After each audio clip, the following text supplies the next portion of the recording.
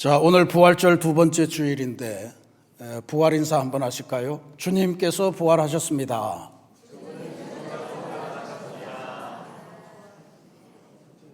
구층에 계신 분들만 한번 하겠습니다. 멀리 앉는 건 좋은데 이런 거는 8층에 앉는 사람들만 하는 거다 이러면 안 됩니다. 한번 합니다. 제가 주님께서 부활하셨습니다 그러면 그분은 진짜로 살아나셨습니다 하시는 거예요. 주님께서 부활하셨습니다. 9층만 하려니까. 저는 다 하겠습니다. 주님께서 부활하셨습니다. 아멘. 이게 간단한 인사 같은데 기독교의 역사는 이 인사로부터 시작이 되었습니다. 그때 무슨 교회 조직이 훌륭해서 매일 전도대가 있었던 것도 아니고요. 무슨 홍보 매체가 있어서 전할 수 있었던 것도 아니고 오로지 사람들이 만나는 골목마다 시장에서 가정에서 모일 때마다 주님께서 부활하셨습니다 하면 상대방에서 그분은 진짜로 살아나셨습니다 하는 이 부활 인사가 점점 늘어가면서 오늘의 기독교에 이르게 되었습니다. 만약에 이 예수님의 부활 또 부활을 가지고 하는 이 인사 이게 없었다면 복음서도 존재하지 않을 거고 사도행전도 없을 거고 교회도 없을 거고 오늘 우리가 드리는 이 예배도 아마 없으리라 그렇게 짐작이 됩니다. 그렇기 때문에 이 주님의 부활 이야기, 부활 인사 너무너무 소중한 그런 말씀입니다. 실제로 그리스도인으로 산다는 것, 교회의 사명이라고 하는 것이 사실 이것만 전하면 됩니다. 주님께서 부활하셨습니다. 그분은 진짜로 살아나셨습니다. 라고 하는 이것만 전하면 되는 것. 이게 실제로 우리가 이거를 전하는 부활의 증인으로 사는 것. 그게 교회의 가장 중요한 일인데 사실 초대교회도 보면 초대교회 성도들이 또 사도들이 이 인사를 건네기까지 쉽지 않은 우여곡절의 과정을 겪었다 하는 게 복음서의 기록입니다. 그리고 오늘 사도 요한은 요한복음을 통해서 이 사람들이 이 부활 인사를 하기까지 어떤 과정을 겪었는가 하는 것을 우리들에게 보여주죠. 실제로 이거를 보면서 지금 내가 부활의 증인으로 제대로 서 있을까? 나는 내 마음속에 진짜로 부활을 확신할까? 이런 것에 대해서 글쎄 이런 사람들이 아직도 많이 있으리라고 봅니다만 초대교회 성도들은 역시 그 비슷한 과정을 밟았습니다. 그럼 그들은 어떻게 거기에서 멈추지 않고 그걸 부활을 내 삶의 어떤 진실된 원칙으로 삼고 부활의 증인으로 나아가서 교회를 세우는 그런 사람들이 되었겠는가? 그것을 오늘 우리가 함께 보려고 합니다. 부활이라고 하는 게 사실 믿기 쉬운 일은 아닙니다. 죽은 사람이 다시 살아난다는 것, 우리가 지금 이 세상을 살면서 매일 경험하는 세계가 돌아가는 법칙과 너무나도 상충되는 일이기 때문에 그렇습니다. 그런데 이게 오늘날 우리는 2000년 전의 일이니까 그렇다 손 치더라도 예수님을 따라다니면서 그 이야기를 수도 없이 들었던 그 제자들조차도 부활한 당일 혹은 그 다음 날부터 이미 믿기 어려웠다라고 하는 것을 우리들에게 알려줍니다. 그들이 행한 행동은 문을 걸어 잠그고 방 안에 숨었고 그 다음에 나는 내가 직접 보고 내가 직접 만져보기 전에는 절대로 부활이라는 걸 믿을 수 없다 이런 소리를 하면서 그랬습니다. 그런데 그런 사람들이 바뀐 거예요. 그런 사람들이 변화되어서 부활의 증인이 되었다라고 하는 이야기입니다. 도대체 뭔 일이 있었을까 하는 이 질문을 붙들고 오늘 우리가 요한복음 20장에 요한의 기록 속으로 들어가 보려고 합니다. 말씀드렸듯이 주님의 제자들은 부활의 주님께서 오시던 그날, 그러니까 어떻게 됩니까? 안식 후 첫날 저녁, 그러니까 금요일에 사망하시고 주일 새벽에 부활하시고 그날 저녁입니다. 주일 저녁. 그러니까 부활 당일에 제자들의 모습은 문을 잠그고 방 안에 숨어 있었다라고 하는 게 성경이 기록하는 내용이에요. 19절에 제자들이 유대인들을 두려워하여 모인 곳에 문들을 닫았더니 예수께서 오사 가운데 서서 이르시되 너희에게 평강이 있을지어다 하는 말씀을 주십니다. 부활의 첫 저녁 풍경, 그건 찬란한 승리와 기쁨의 그러한 잔치가 아니라 잠긴 문, 숨은 사람, 두려움에 떠는 마음, 그것이었다는 것을 우리에게 알려줍니다. 이때 부활을 모르고 있었던 게 아니에요. 막달라 마리아, 새벽에 주님의 무덤을 찾아갔다가 부활하신 주님의 소식을 듣고 그걸 전해받은 사람들입니다. 근데 여전히 믿지 못하고 숨어 있는 거예요. 근데 이게 그러면 이 남자 제자들은 믿음이 없어서 뭐 이렇게만 단순화할 수는 없습니다. 이것은 살면서 깊은 상처를 받은 사람들이 아주 전형적으로 나타내는 자연스러운 반응, 숨고 피하고 문을 걸어 잠그는 그러한 행동과 연결되기 때문에 그렇습니다. 이들이 지난 3년 동안 어떤 삶을 살았나 하는 것을 우리가 짐작을 해보면 예수라는 갈릴리 사나이를 만나서 그분이 따라오라고 해서 직업도 팽개치고 가족도 남겨두고 그리고 새로운 세상, 새로운 인생을 한번 살 수 있겠다 싶어서 예수님을 따라다녔습니다. 예수님 따라다니면서 숱한 기적도 보고 심지어 죽은 사람이 살아나는 것도 보면서 이분이야말로 정말로 하나님이 보내신 메시아로구나 하는 것을 고백하기에 이릅니다. 그리고 이제 이 모든 것들을 완성하기 위해서 예루살렘으로 입성해서 이제는 정말 우리 세상이 오나 보다 했는데 의외로 기대와는 전혀 다르게 예수님은 아주 무기력하게 정말 노예들이나 당하는 형틀, 십자가에서 그냥 죽어버린 겁니다. 그러니 이 사람들의 마음속에 실망이, 상처가 얼마나 컸겠습니까? 그래서 지금 그 상처를 치유하는 과정, 이게 지금 필요한 과정이에요. 이 사람들은 겟세마네에서 예수님이 할 수 있으면 이 잔을 내게서 지나가게 하고 이런 기도하실 때 사실은 그때부터 이미 도망가기 시작했습니다. 남아 있었다고 하는 제자 중에 아주 으뜸가는 제자는 나는 절대로 예수를 모른다. 내가 그를 저주하면서 맹세해서 말하는데 나는 그를 안 적이 없다. 부인하고 배신하고 저주하는 그러한 상황까지도 갔습니다.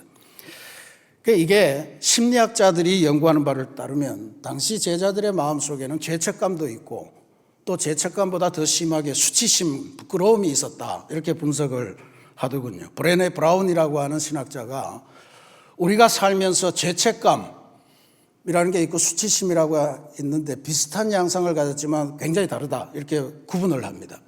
죄책감이라고 하는 거는 내가 어떤 행동을 했는데 그게 나쁜 행동이었어. 그걸 느끼면서 내 마음에 갖는 반응이고요. 수치심이라고 하는 거는 내가 그 행위만이 아니고 내가 살아보니 내 같은 인생은 굉장히 부끄러운 인생이야. 난 참 나쁜 사람이야. 이런 거를 인식할 때 생기는 반응이다. 이거 다른 거죠. 행동에 대한 반응이고 자기 정체성에 대한 반응. 근데 지금 예수님의 이 제자들은 주님이 고난당할 때 내가 도망갔어 라고 하는 그 죄책감뿐만이 아니고 나는 도저히 부활하신 주님을 만날 자격이 없는 인간이야 라고 하는 자기 정체성에 대한 고민, 이런 게 있기 때문에 문제가 되는 거예요. 죄책감을 가지면 사람들은 그 죄책감을 떨어내기 위해서 착한 일도 하려고 하고 보상하려고 하는 뭔가를 하는데 수치심을 갖게 되고 자기 정체성에 대해서 혼란을 갖게 되면 숨기 시작한다는 거예요. 문을 걸어 잠그기 시작한다는 거예요. 그게 양자가 굉장히 다른 겁니다. 그러니까 지금 제자들의 행동을 보면 문을 걸어 잠그고 안에 숨어 있고 부활의 소식은 들려오지만 전혀 그것에 응답하지 않는 그런 양상을 보이고 있다 하는 거예요. 그러니까 지금 이 사람들이, 이 제자들이 예수님의 부활의 소식을 들어도 안 믿는데 여기에서 할 수 있는 방법은 단 하나밖에 없어요. 부활하신 주님을 만나는 길밖에 없습니다.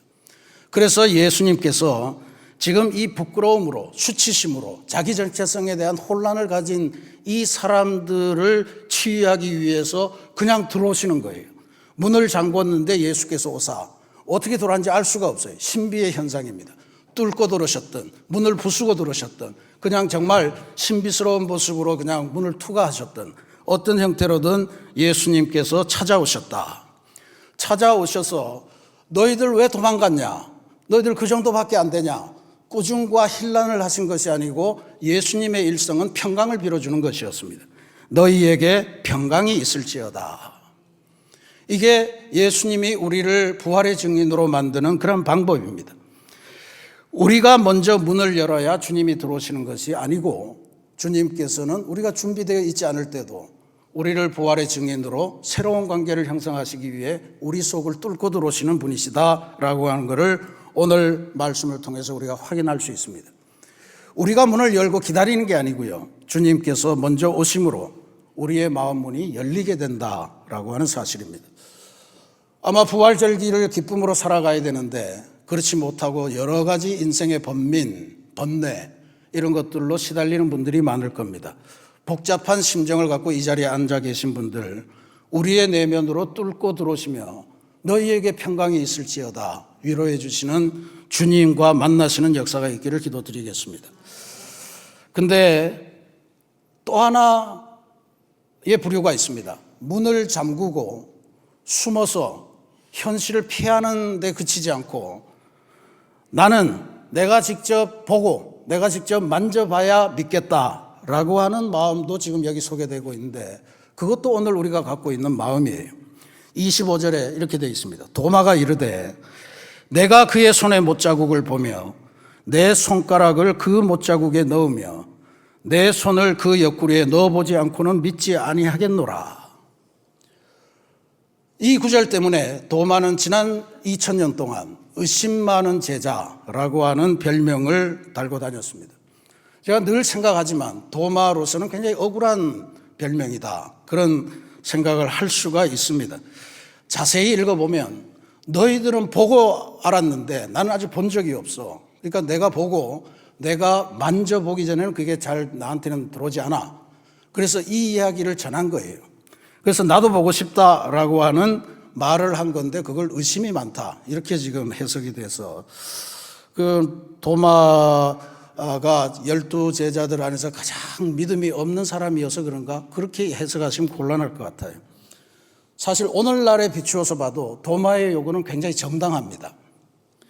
오늘 우리는 사실 과학시대를 살아가고 있잖아요. 무엇이든 검증돼야 되고 증명될 수 있고 그러면 우리는 믿을 수 있다. 그렇습니다.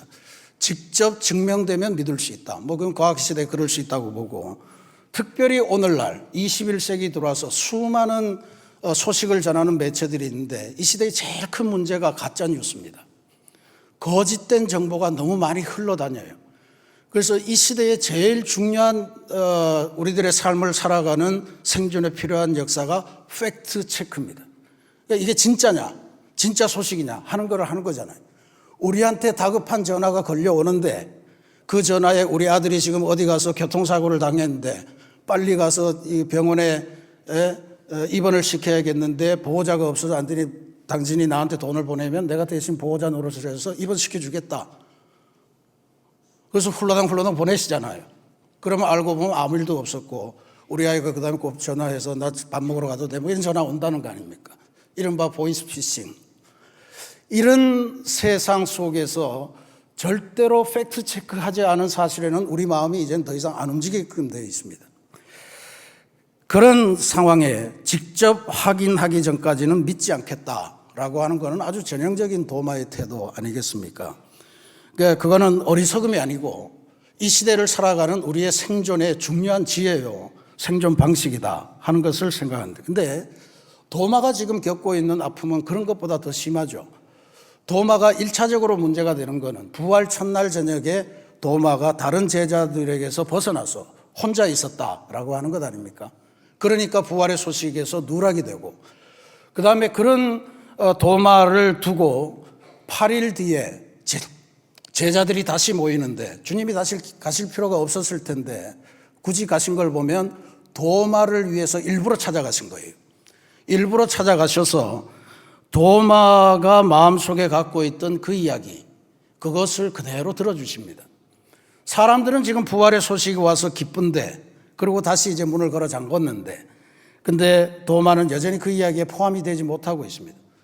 온 세상 온 가족들이 다 즐거운 여행을 갔다 와서 사진 보내고 뭐 이렇게 저렇게 하지만 그 나홀로 집에 있는 가족의 입장에서는 그게 별로 실감도 안 나고 별로 기쁘지도 않고 그런 것과 비슷한 현상일 것 같아요.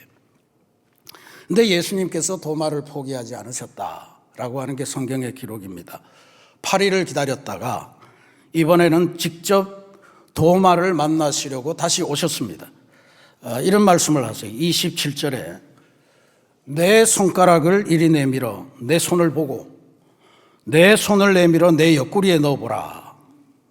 정확하게 도마가 내가 믿으려면 이런 게 충족이 돼야 돼 하는 그거를 고스란히 주님께서 다 들어주시는 거예요.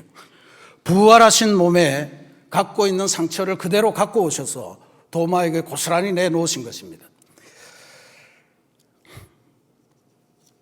상처 입은 치유자라고 하는 책으로 유명한 헨리 나우엔이라고 하는 신학자가 그런 이야기를 합니다. 상처 입은 사람에게 가장 완벽한 치유의 기회를 줄 수 있는 사람은 처음부터 완전하게 회복된 몸을 가지고 있는 사람이 아니고 동일한 상처를 가졌다가 조금씩 회복되어 가는 사람의 이야기가 훨씬 더 효과적이다. 예를 들어서 말기암에 시달리고 있는 환자에게 가장 큰 위로가 될 수 있는 말씀을 주는 것은 의사가 아니고 암을 지금 겪어서 안고 살아가거나 암을 겪었다가 회복되었거나 하는 사람들의 이야기, 나도 너와 똑같은 길을 걸어간 적이 있어, 지금도 걷고 있어 하는 이 이야기가 훨씬 더 귀한 위로가 된다라고 하는 것을 기록합니다. 그러니까 예수님도 바로 그런 도마가 마음에 갖고 있는 그 상처, 그걸 그대로 놓고 그 도마의 눈높이까지 내려오셔서 지금 도마에게 부활하신 몸을 보여주시는 거예요. 많은 사람들이 도마가 예수님의 상처 옆구리에 난 창자국 안에 손가락을 넣어서 휘저었을 거다. 성화에도 카르바지오라고 하는 유명한 사람이 쓴 그 그림도 보면 진짜로 도마가 손가락을 그 상처 안에 놓고 막 휘둘리는 것 같은 그런 그림을 그려놨어요. 근데 도마가 그렇게 하지 않았다는 거예요. 그러면서 도마는 참 여러 가지로 억울한 오해를 많이 받고 있는데, 도마는 예수님 몸에 난 십자가 상처를 보는 순간에 곧바로 주님을 새롭게 고백합니다. 나의 주님, 나의 하나님이시다 라고 하는 고백을 해요. 이건 요한복음을 읽어보면 가장 위대한 신앙 고백입니다. 마태복음, 마가복음, 누가복음 전부 다에 이와 비슷하게 예수님을 하나님의 아들, 그리스도로 고백하는 위대한 신앙 고백이 나오는데, 그게 전부 다 변화산에 올라가기 직전에 가이사라 빌립보라고 하는 곳에서 예수님께서 사람들이 나를 뭐라 그러디? 그러니까 뭐 엘리야라 모세라 뭐 쭉 합니다. 그럼 너희들은 나를 뭐라 그러냐? 할 때 베드로가 나서서 했던 신앙 고백 그겁니다. 주는 그리스도시요 살아계신 하나님의 아들이십니다. 주는 그리스도십니다. 혹은 주는 하나님의 그리스도십니다. 이게 뭐 약간 내용은 다르지만 복음서마다 이게 다 기록되어 있어요. 근데 요한복음에는 그런 이야기가 나오지를 않아요. 유일하게 나오는 신앙 고백이 믿지 못한다고 생각하면서 부활하신 주님을 보고 만져본 연후에 내가 믿겠다라고 했던 그 도마를 통해서 나의 주님, 나의 하나님이라고 하는 이 위대한 고백이 나온 거예요. 주님을 만나보고 싶은 열망이 있었고, 그리고 그 열망 속을 향해서 찾아오신 주님을 만나고 나서 나타난 위대한 신앙 고백입니다. 이게 믿지 못하던 사람들이 부활의 증인으로 변화시켜가는 과정의 중간에 있는 과정이에요. 우리 안에 지금 그런 분들이 있을 겁니다. 부활, 이건 과학적이지도 않고 증명될 길도 없고 그냥 하도 떠들어대니까 그냥 그런가 보다 믿는 척하자 이렇게 살아가는 분들이 의외로 많습니다. 믿는 척하니까 전해줄 수가 없는 거예요. 진짜로 살아나셨습니다. 이 고백이 우리끼리는 모여서 하지만 바깥에 나가면 안 돼요. 그러니까 그런 것을 극복하기 위해서 예수님께서 친히 찾아오셔서 만나주셨다라고 하는 게 요한복음의 기록입니다. 마지막으로 부활하셔서 우리를 만나러 오시고 만나주신 주님께서는 우리를 파송하시는 그러한 장면을 보여주십니다. 21절이에요. 아버지께서 나를 보내신 것 같이 나도 너희를 보내노라. 이 말씀을 하시고 그들을 향하사 숨을 내쉬며 이르시되 성령을 받으라. 이거 역시 요한복음의 아주 독특한 기록입니다. 우리는 성령 강림 사건이라고는 예수님이 승천하시고 50일이 지난 다음에 오순절에 그때 비로소 기도하는 중에 성령이 임해서 그때 막 난리가 나고 해서 교회가 생겨났다 뭐 이렇게 믿는데, 요한이 기록하는 성령 강림절은 바로 이 순간입니다. 믿지 못하던 도마에게 오셔서, 제자들에게 오셔서 숨을 내쉬면서 성령을 받으라 라고 너희에게 평강이 임하기를 하고 보여주신 것, 이게 바로 성령 강림절의 위대한 역사입니다. 이 평강을 말씀하신 다음에 주님께서 하신 것은 아버지가 나를 보낸 것 같이 나도 너희들을 이제 보내겠다. 한번 생각을 해보십시오. 이 제자들이 파송받을 만한 존재입니까? 아직도 못 믿고 있고, 아직도 회복되지 않았고, 또 그런다고 세상이 변했느냐 하면 세상은 여전히 공포스럽고 유대인들은 죽이려고 하고 뭐 이런 세상입니다. 여전히 두려움과 공포, 위협으로 가득 차 있고 부활 신앙은 확실하지 않은 그런 상황인데 예수님은 그런 우리를 세상으로 보내시겠다는 거예요. 그러니까 부활이 위로에서 멈추지 않고 파송으로 이어진다라고 하는 사실을 우리가 기억하는 게 중요합니다. 그러면서 주신 말씀이 도마에게 주신 말씀이에요. 너는 보고 믿었냐? 이제부터는 보지 않고 믿는 사람이 복되도다. 그런 말씀을 주신 거예요. 이것도 도마가 믿음 없음을 증명하는 거다 뭐 이렇게 하는 분들이 많은데, 이 말씀은 저는 그렇게 봅니다. 지금까지는 보고 믿는 단계가 있고 어느 세월이 지나가면 보지 못하고 그것을 본 사람들의 증언에 의해서, 그것을 본 사람들이 나누는 대화를 통해서, 부활을 본 사람들이 보이는 삶의 변화를 통해서 그걸 보고 예수 그리스도께 그 사건에 나도 참여해야 되겠다, 헌신하고 결단하고 하는 사람들이 생겨날 텐데, 그 사람들이 누리는 복이 만만치 않다라고 하는 것을 알려주시는 말씀입니다. 그러니 눈 감고 무조건 믿으라는 이야기가 아니고, 부활의 증인들이 온 곳에 돌아다닐 텐데 그 사람들의 삶을 보고 그들이 전하는 말씀을 보고 너도 결단하면 이분들이 누렸던 복보다 훨씬 더 큰 복을 누릴 수 있을 거다. 오늘 우리들을 향해서 하시는 말씀이라 그렇게 봅니다.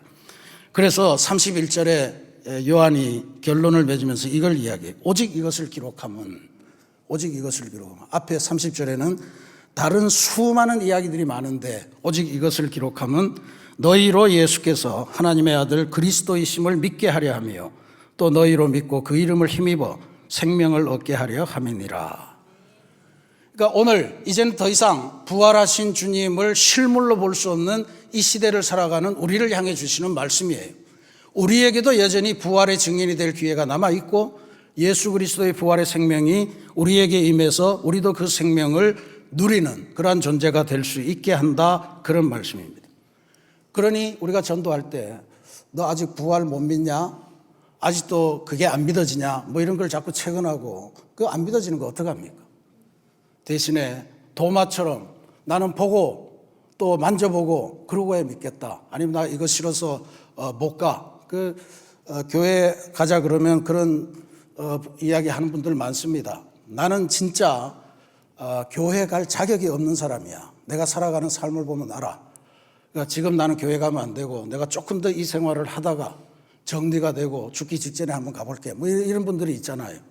그 아까 말씀드린 수치심의 이야기거든요. 근데 교회라고 하는 거는 그런 수치심을 갖고 있는 분들이 아니야. 교회는 바로 너 같은 사람들을 위해서 존재해. 그리고 담배 끊고 나서 교회에 오는 거 아니야. 담배 끊으려고 교회에 오는 거지. 지금 피우고 있어도 그냥 와 라고 해방을 선언해 주는 거, 이게 중요한 이야기입니다. 그러니 오늘 내가 만나고 나를 변화시켜 주신 부활의 주님, 그가 내가 만났고 그분이 여기에 와 계시니까 너도 여기 와서 만나 라고 하는 게 교회가 할 일이다. 바깥에는 부활도 모르는 것들 정죄하고 말이죠. 저것들 지옥에 나갈 것들 정죄하고 그런 게 교회는 아니다 하는 사실을 깨달으시기 바랍니다. 기다려주고 초대하고 끊임없이 사랑을 베풀고 관계를 맺고 하는 것이 교회 공동체의 일입니다. 사랑하는 우리 새신교회 성도 여러분, 오늘 부활이 믿기 어렵다는 사실을 초대교회 이야기를 통해서 함께 보았습니다. 부활 소식을 듣고도 문을 잠그고 숨었던 사람들, 보고 만져봐야 믿겠다고 어깃장을 놓던 사람들, 그 사람들 보면 우리하고 다른 사람들이 아닙니다. 똑같습니다. 근데 그들이 변해서 부활의 증인이 되었다는 이야기죠. 부활의 증인 되어서 교회의 주인이 되었습니다. 그리고 교회를 부흥시키는 위대한 역사를 감당했습니다. 그 중간에 뭐가 있었냐? 부활하신 주님이 찾아오신, 만나주신, 성령을 부어주신 그 사건이 있었다라고 하는 것으로 설명할 수 있습니다. 우리가 닫아놓은 문을 뚫고 들어오셨고, 상처를 숨기지 않고 보여주셨고, 또 우리가 원하는 방식으로 우리의 불신을 채워주시는 그러한 주님의 모습 때문에 우리가 그렇게 변화될 수 있다는 것입니다. 그러니 오늘 우리가 부활이 믿어지지 않고 내가 부활의 증인이 될 자격이 있을까? 이런 걸로 망설이는 분이 계시다면 포기하지 마시기 바랍니다. 나의 잠긴 문을 뚫고 들어오시는 주님만 만나면 해결이 됩니다. 그리고 상처 입은 치유자, 처음부터 나는 날 때부터 부활이 믿어졌고 한 번도 의심해 본 적이 없고 나는 그걸로 살아, 이런 사람들보다는 믿지 못하다가 믿게 되고 그것에 인생을 걸게 된 사람들의 이야기가 훨씬 더 전도에 효율적이고 사람들을 감화시키는 힘이 있다라고 하는 사실을 기억하시고, 지금 못 믿는 것에서 절망하지 마시고요, 주님을 만나서 부활의 증인으로 나아가야지 라고 하는 그 다음 발걸음을 걸어가시면 아주 훌륭한 그리스도인이 되리라 그렇게 믿습니다. 오늘 우리 전도사님이 강구하셨습니다만 이번 금요일, 다음 금요일 우리가 해피 칸타타 하면서 한 번도 안 해봤는데 봄의 교향곡이라는 걸 합니다. 이게 뭐냐 하면 우리들의 새로운 전도되는 사람들이 오기 전에 우리끼리 우리의 신앙을 한번 점검해보고 확인해보자는 이야기예요. 제가 말씀드립니다. 전도해서 은혜 받은 간증, 전도 받아서 은혜 받은 간증, 그거 중요하죠. 그 다음에 전도 못해서 내 마음에 찔렸던 감정, 또 전도 안 받아서, 전도를 거절해서 가졌던 나의 체험, 이런 모든 것들이 다 하나로 묶여져서 어떻게 하면 이 자리에 주님이 찾아오실까라고 하는 것을 하면서 부활의 증인으로 모든 교구가 거듭나는 그런 자리가 바로 봄의 교향곡입니다. 여러분들에게 속한 이게 헷갈리지 마십시오. 원래는 평화교구, 생명교구로 가는데 이번 순서를 바꿨습니다. 그러니까 2교구가 먼저 하고 1교구가 나중에 합니다. 금요일 날 7시 반에 여기 바로 밑에 7층으로 오시면 음식과 더불어서 우리들의 간증 이야기들, 또 내가 예수 믿은 이야기, 부활하신 예수님 만난 이야기, 못 만난 이야기, 온갖 이야기들을 다 나누시면서 우리들이 새로운 부활 공동체로 거듭나는 그러한 잔치를 마련하게 될 줄로 믿습니다. 부활하셔서 우리에게 다가오시는 주님을 만나시고 도마처럼 나의 주님, 나의 하나님을 고백하시는 성도로 변화되시고, 그렇게 만난 주님을 이웃과 가족들에게로 전파하시는 부활의 증인으로 새로운 삶을 살아가시기를 주님의 이름으로 축원합니다. 같이 기도하겠습니다.